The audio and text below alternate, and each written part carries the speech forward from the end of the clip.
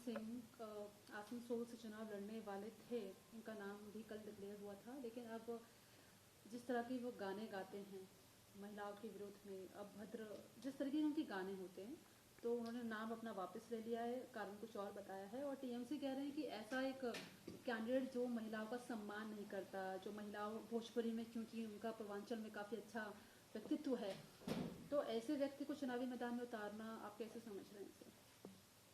इस पर तो मुझे कोई टिप्पणी नहीं करना, वो अपना पार्टी का निर्णय जैसा रहा हो या उनका व्यक्तिगत निर्णय है, इस पर मुझे नहीं बोलना है कुछ। इसी पर टीएमसी के नेता डेरेक ओब्रायन की नरेंद्र मोदी बंगाली विरोधी हैं, वे यहाँ आए, नारी शक्ति पर व्याख्यान दिया और फिर उस व्यक्ति को टिकट दिया है। ऐसा व्यक्ति जो खुद महिलाओं का सम्मान नहीं करता है, गलत बोलते हैं। अभी संदेश खाली की घटना को बंगाल में देखा है और जनता वहाँ की उमड़ पड़ी है मोदी जी के समर्थन में, और बंगाल में इस बार जो है हम प्रचंड बहुमत से वहाँ पर भारतीय जनता पार्टी के संसद जीत करके आएंगे। पटना में मल्लिकार्जुन खड़गे कह रहे हैं कि एजेंसियों का उपयोग करके बीजेपी जो है वो डर पैदा करने की कोशिश कर रही है, लेकिन हम इस बार नहीं झुकेंगे। खड़गे जी तो खुद अपने क्या बोलेंगे क्या नहीं, संदेश खाली की घटना पे बोल दिया। बंगाल में तो ऐसा होता ही रहता है, इस तरह की बातें बोल करके बंगाली लोगों का खुद ही अपमान करने का काम किए है। और मैं समझ रहा हूँ कि उनकी इन बातों का कोई मायने नहीं रखता है जो वो कहते जा रहे हैं। और जनता इस बार वहाँ की ऊबी हुई है, परेशान है और मोदी जी के साथ लोकसभा के चुनाव में खड़ी होगी। आखिरी सवाल है, राहुल गांधी, जब भी बदलाव शुरू होता है देश में तो वो बिहार से शुरू होता है, तो आपको लगता है कि बिहार से बदलाव होते हुए पूरे देश में फैलेगा और इंडिया अलायंस जो है वो बीजेपी को टक्कर दे पाएगा? तो बिहार तो बदलाव में आ गया। नीतीश जी इंडिया अलायंस को छोड़ करके एनडीए में आ गए। इसका मतलब है कि बदलाव तेज़ी से और शुरू हो गया है और बिहार में एनडीए सबकी सब सीटें जीतेगा। एक और यादव ने कहा है कि एक तरफ उत्तर प्रदेश 80 हराव का नारा दे रहा है, वही बिहार भी 80 हराव का नारा दे रहा है, और एक तरफ है जो संविधान को भी हराने का काम कर रहे हैं।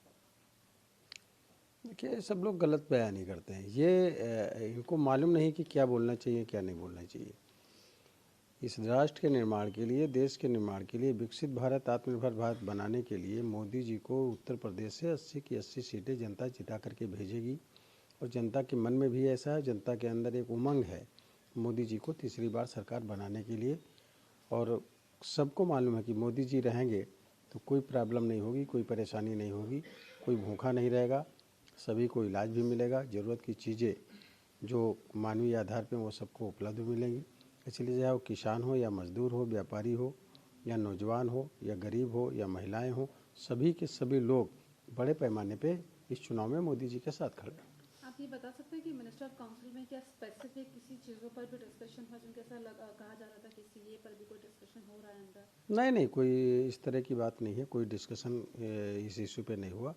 विकसित भारत, आत्मनिर्भर भारत 2047 तक के कैसे बनेगा उसका प्रेजेंटेशन था और वही एक प्रेजेंटेशन किया गया। वो लोकसभा चुनाव को देखते हुए? नहीं, लोकसभा चुनाव से इससे क्या लेना देना। आदरणीय प्रधानमंत्री मोदी जी बहुत पहले से ये बोल चुके हैं कि इस अमृत काल में 2047 तक विकसित भारत बनाना है, आत्मनिर्भर भारत बनाना है, राष्ट्र को हर हालत में मजबूत करना है, सभी क्षेत्रों में, सभी ट्रेड में उसको एक मजबूत और विकसित भारत बने, उसके लिए काम कर रहे हैं। और मैं समझ रहा हूँ कि मोदी जी की जो टीम है, वो चाहे पॉलिटिकल टीम हो और चाहे वो प्रशासन की टीम हो, वो पूरी तरीके से राष्ट्र के निर्माण के लिए समर्पित होकर के काम कर रही है। और मैं देश की जनता से भी अपील करता हूँ कि सभी लोगों को विकसित भारत बनाने के लिए, आत्मनिर्भर भारत बनाने के लिए ये समय है, जैसा मोदी जी कहते हैं कि यही समय है, सही समय है, सबको एकजुट होना चाहिए और मोदी जी के साथ खड़े होना चाहिए। चुनाव में भी मोदी जी को वोट दें।